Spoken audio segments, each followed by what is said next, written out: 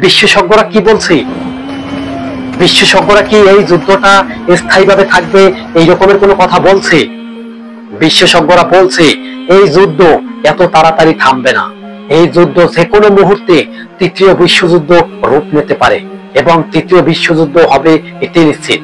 নবী সাল্লাল্লাহু আলাইহি ওয়াসাল্লাম বলেছিলেন 1400 বছর আগে তৃতীয় বিশ্বযুদ্ধ হবে। তৃতীয় বিশ্বযুদ্ধ যখন শুরু হবে তখন পৃথিবীটা মেসাকার হয়ে যাবে, জুলুম অত্যাচার এরকমের অহরহ মানুষ দেখতে পাবে। এখনো কি আপনারা জুলুম অত্যাচার দেখতে পাচ্ছেন? কমেন্টে জানাবেন।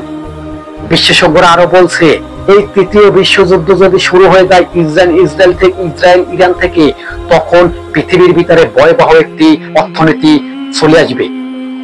আসলে কি অর্থনীতি যদি চলে আসে তখন মানুষ কি খাবে, কি করে বাঁচবে?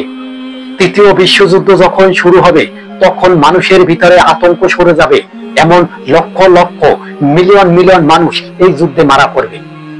বিশেষ করে বড় লোকরা তো কিছু কিছু খাবার খাইয়ে হলেও বাঁচতে পারবে, গরিব কিন্তু অনাহারে মারা যাইতেছে। ফিলিস্তিনের দিকে তাকিয়ে দেখেন, ফিলিস্তিনটাকে পুরা ধ্বংস করে ফেলছে কে? ইসরায়েল। এই ইসরায়েল ফিলিস্তিন ধ্বংস করে ফেলছে, মেসাকার করে ফেলছে, এখন কিন্তু ইরানকে ধরছে। আর এও বলছে আয়াতুল্লাহ খামেনিকে এই ইসরায়েলের প্রধানমন্ত্রী ধ্বংস করবে এবং তাকে হত্যা করবে। তাকে নাকি বলে হত্যা করলে এই যুদ্ধ থামবে। এটি কি সত্যি? আয়াতুল্লাহ খামেনির মতো আরো কত খামেনি পৃথিবীর বুকে আছে আপনি জানেন? এই আয়াতুল্লাহ খামেনিকে আপনি যুদ্ধ করে ধ্বংস করলে এর মতো আরো ভয়ঙ্কর কিছু মুসলমানের নেতা হয়ে দাঁড়াইতে পারে। ইসরায়েল তুমি সতর্ক হয়ে যাও, বারবার তোমাকে পুরো বিশ্বের মুসলমান তোমাকে বলছে সতর্ক হয়ে যাও। ইহুদি বলতে কোনো জাতিই থাকবে না, এমন দুনিয়া আমরা দেখতে চলেছি সামনে। সেই অপেক্ষা শুধু ইমাম মাহদীর। ইমাম মাহদী ঈসা আলাইহিস সালাম যখন পৃথিবীর ভিতরে আসবে তখন ন্যায় বিচার হবে, কেউই জুলুমে অত্যাচারে শিকার হবে না, তখন পৃথিবীটা ন্যায় বিচার হবে।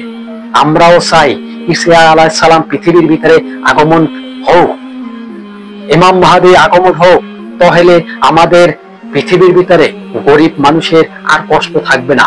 মুষ্টি মুষ্টি বলে সবাইকে দান করবে এবং সবাইকে পৃথিবীর ভিতরে মারামারি ফ্যাসাদ হানাহানি এই সমস্ত কিছুই থাকবে না। পৃথিবীটা সুন্দর একটা শান্তিময় পৃথিবী আসবে।